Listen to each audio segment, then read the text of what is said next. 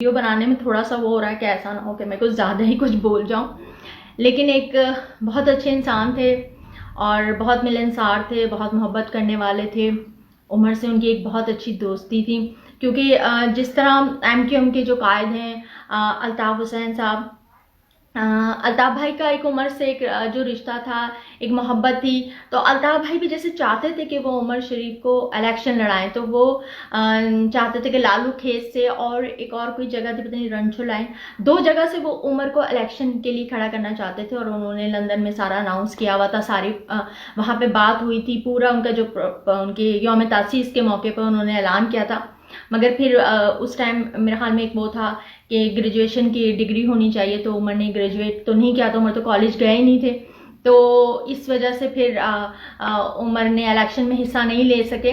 मगर परवेज़ मुशर्रफ साहब के दौर में मुशर्रफ साहब भी चाहते थे कि उमर जो है गवर्नमेंट के, क्योंकि उमर वो कहते थे कि तुम जितना काम करते हो, जितना लोग तुम्हारी बात सुनते हैं, तो तुम्हें ज़रूर इसमें होना चाहिए, पॉलिटिक्स में भी आना चाहिए। तो वो मुशर्रफ साहब के ही दौर में उमर वज़ीर आला सिंध के मुशीर थे।